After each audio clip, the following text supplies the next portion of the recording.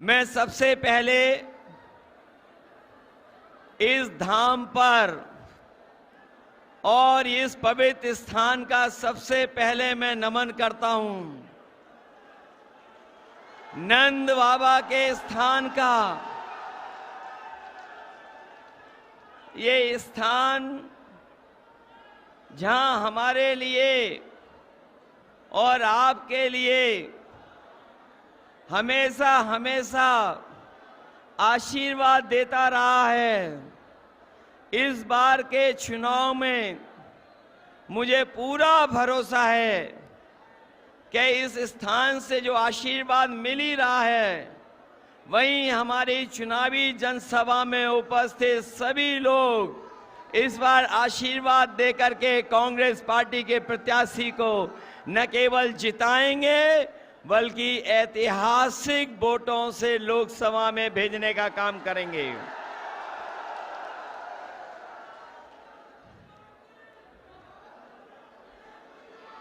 मैं देख रहा हूं कि जब से इंडिया गठबंधन के प्रत्याशी यहां चुनाव मैदान में आ गए हैं, तब से भाजपा ने अपनी पोटली अमेठी से बांध ली है और ये चुनाव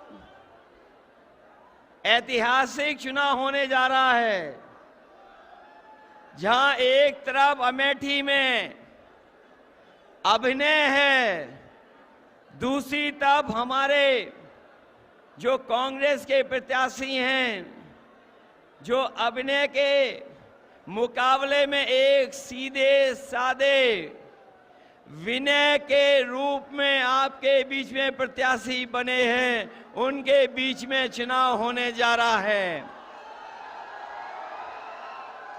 और ये ऐसे व्यक्तित्व के और ऐसे व्यक्ति रहे हैं जिन्होंने अपना पूरा जीवन आपको अपनेपन के भाव से जीत करके आपके साथ हमेशा हमेशा रहे हैं।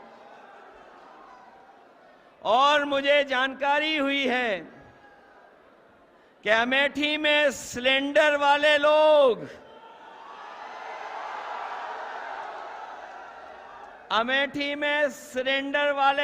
अब सरेंडर कर रहे हैं। और मुझे वो समय भी याद है जब अमेठी में मीठी चीनी के लिए कड़वा झूठ बोला गया था। याद है कि नहीं याद है? मीठी चीनी के लिए कड़वा झूठ बोला गया था और ये कड़वा झूठ बोलने वालों ने क्या आपको 13 रुपए किलो चीनी दी है क्या? और इस बार अमेठी वाले कह रहे हैं कि जिन्होंने 13 रुपए किलो में चीनी नहीं दी है, उसको अमेठी वाले वोट नहीं देने जा रहे हैं। वो हमेशा हमेशा के लिए स्मृति हो जाएंगी। ये अमेठी की आवाज दिल्ली लखनऊ तक पहुंच रही है और मुझे तो ये लगता है कि जब से कांग्रेस और समाजवादी पार्टी साथ आए हैं, गठबंधन बन गया है, उन्होंने अपनी बंबई वाली टिकट कटवा ली है और वो घबराए हुए हैं। ये एक पे एक नहीं है, ये 1 और 1 11 होकर के मुकाबला कर रहे हैं हम लोग। और जब 1 और 1 11 हो गए हैं तो भारतीय जनता पार्टी वाले 9-2-11 हो जाएंगे।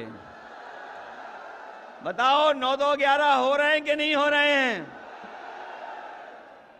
और इन बीजेपी वालों की हर बात झूठी निकली कि नहीं निकली? इनके वादे झूठे थे कि नहीं थे? ये वही भारतीय जनता पार्टी के लोग हैं। याद करना किसान भाइयों, आपको अपने हक, अपनी पैदावार की कीमत के लिए आपको दिल्ली तक में जाकर के धरना देना पड़ा था।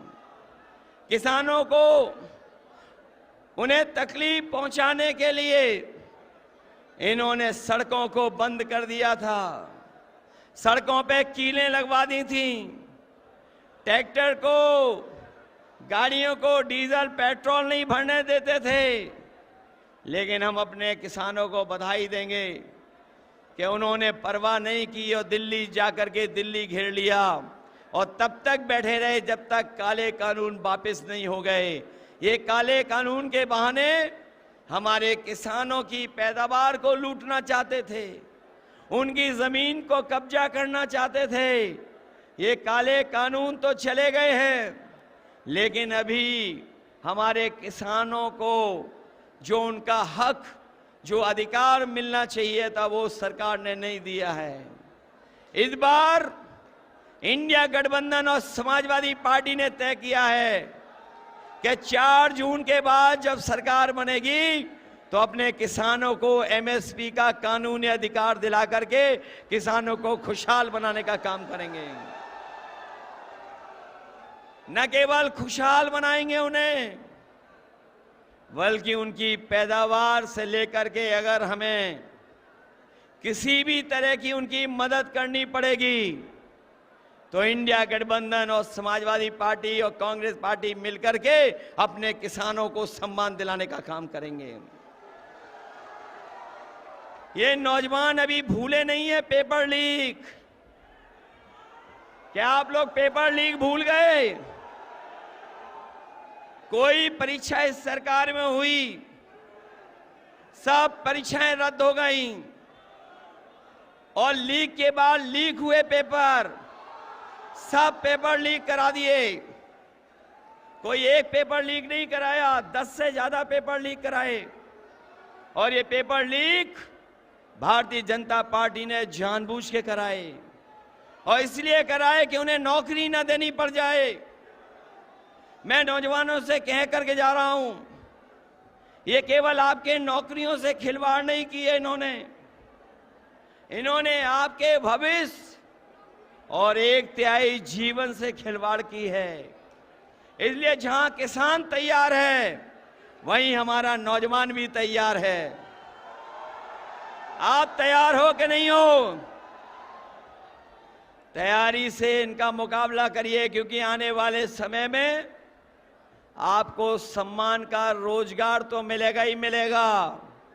और जो अधूरी नौकरियां पड़ी हुई हैं, खाली पड़ी हुई हैं नौकरियां सरकार की, सब नौकरियां भर करके इन नौजवानों को सम्मान का रोजगार और नौकरी देने का काम कांग्रेस और समाजवादी पार्टी करेगी।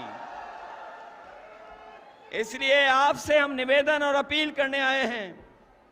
4 चरणों का चुनाव खत्म हो चुका है, 4 चरणों का चुनाव खत्म हो गया है। और जब से 4 चुनाव खत्म हुए चरणों के, बताओ भारतीय जनता पार्टी चारों खाने चित्त हो गई है कि नहीं हो गई है? इनका रथ धस नहीं गया है, फंस गया है, अब निकलने वाला नहीं है। बताओ इनका रथ धस गया, फंस गया कि नहीं? और जो लोग 400 पार कह रहे थे, बताओ नारा भूल गए कि नहीं भूल गए?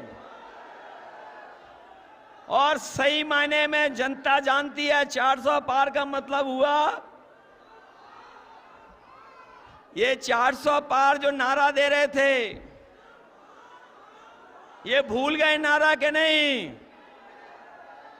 और ये 400 पार इसलिए दे रहे थे क्योंकि 543 लोकसभा में ये 400 नहीं जीत रहे हैं, 400 पार, इसका मतलब 143 सीटें केवल जीत रहे हैं। ये जो 400 पार वाला नारा दे रहे थे, वो 400 के बाद जितनी सीटें हैं उतनी जीतने की बात कह रहे थे। अगर लोकसभा में 543 सीटें हैं तो 400 हटा दोगे तो कितनी सीटें बची? 143। लेकिन देश की जनता ने तय कर लिया है, 140 करोड़ की जनता ने तय कर लिया है कि इस बार बीजेपी वालों को 140 सीटों के लिए भी तरसा देंगे। बताओ, ये संविधान बदलना चाहते हैं कि नहीं बदलना चाहते हैं? ये संविधान बदल करके हमारे आपके हक को छीनना चाहते हैं। ये हमारे आपके अधिकारों को छीनना चाहते हैं। जो लोग संविधान बदलने को निकले हैं उन्हें बताओ, बदल दोगे कि नहीं बदल दोगे? बदलोगे कि नहीं? आप लोग घबरा तो नहीं जाओगे? डर तो नहीं जाओगे? अपने बूथ पे तो पहुंच जाओगे ना? सोचिए, कभी हमारे साथियों, आपने कभी सोचा कि जो इन्हें सबसे बुरे लगते थे लोग, कभी सोचना जाकर के बीजेपी वालों को जो लोग सबसे बुरे दिखते थे, आज बताओ उनसे झुक करके सहयोग और मदद मांग रहे हैं कि नहीं मांग रहे हैं? ये हमारे पिछड़े समाज के लोग क्या पिछड़े रह जाओगे? क्या आपको समझ में नहीं आ रहा? क्या आ रहा है समझ में सब कुछ के नहीं आ रहा है? बताओ, बीजेपी वालों ने कितना बदनाम किया था समाजवादियों को, याद है कि नहीं याद है? और आज उनके सामने ये झुक गए कि नहीं झुक गए? क्या मुझे नाम लेना पड़ेगा कि जिनके सामने झुक गए ये? आप बात समझ गए कि नहीं समझ गए? जो हमारे विधायक थे उनके सामने झुक गए कि नहीं झुक गए? बताओ, उन्हें झूठा फंसाया कि नहीं फंसाया? उन्हें झूठा फंसाया और आज जब खुद फंस गए तो जाकर के उनके सामने झुक गए जाकर के। बताओ, झूठा फंसाया और आज जब खुद फंस गए, जब खुद फंस गए तो बताओ झुक गए कि नहीं झुक गए? और दूसरा आदमी तो बड़ा कमाल का है, एक और है जो हाल में हमें धोखा देके गया है। उसे पहचानते हो कि नहीं पहचानते हो? समाजवादियों, पहचानते हो जिसने अभी हाल में धोखा दिया? सुना है जब से धोखा दिया है नई नई गाड़ी आ गई है। पहले धोखा दिया था तब भी नई गाड़ी आ गई थी। और अभी मैंने लखनऊ में देखा था, धोखा देने वाले लोग एक गाड़ी में बैठ कर के फ्लैट देखने गए थे अंधेरी रात में। बात समझ गए कौन है? कौन है? पहले भी गाड़ी ली और फिर गाड़ी ले ली। और ये तो ऐसे बीजेपी के लोग हैं, हम और आपको तो करते ही हैं परेशान, लेकिन ये जानवर और पंछी को भी परेशान करते हैं। बताओ, आपको अपने खेतों पे रखवाली करनी पड़ रही कि नहीं करनी पड़ रही है? और खेतों की रखवाली के लिए देश के क्योटो के सांसद जी ने कहा था, क्योटो जानते हो कौन सा शहर है? काशी का नाम नया क्योटो। उन्होंने कहा था कि ये खुला जानवर की समस्या की समाधान हो जाएगा। बताओ, हर दिन जान जा रही कि नहीं जा रही है? न केवल जान जा रही है, बल्कि हमारे किसानों को अपने खेतों की रखवाली करनी पड़ रही है। रखवाली करनी पड़ रही कि नहीं पड़ रही? और एक हमारे साथी ने सारस से दोस्ती कर ली थी। सोचो, हम समाजवादी लोग हैं, हम लोग जितना इंसान से प्यार करते हैं उतना ही पेड़ पंछियों से भी प्यार करते हैं। बताओ, सारस से दोस्ती कर ली, बताओ उसे पकड़ करके ले गए कि नहीं ले गए? ये लोग, इन्होंने परेशान किया था कि नहीं किया था? इसलिए इनको सजा देने का काम करना, और सजा इसलिए भी देना कि इन्होंने बोरी से चोरी की है। बोरी सी की चोरी याद है आपको? पहले कितने किलो चोरी की और आज कितने किलो चोरी हो गई? ये बीजेपी वाले आ गए तो आपको खाद भी नैनो यूरिया की तरह पाउच में खरीदनी पड़ेगी। इसलिए किसान भाइयों, सावधान हो कि नहीं हो? सावधान हो कि नहीं हो? इसलिए हम आपसे निवेदन करने आए हैं, मैं आपसे अपील करने आया हूं। मैं आपसे अपने एक एक समाजवादी साथी से, जहां कांग्रेस पार्टी के लोग तो मेहनत कर ही रहे हैं, हम अपने समाजवादी साथियों से भी अपील करने आए हैं। जो मैं दूर तक देख रहा हूं, दोपहरी में गमछा सर पे रख करके खड़े हुए लोग हैं। मैं निवेदन करना चाहता हूं सबसे, इस बार कांग्रेस पार्टी के प्रत्याशी को जिताओगे?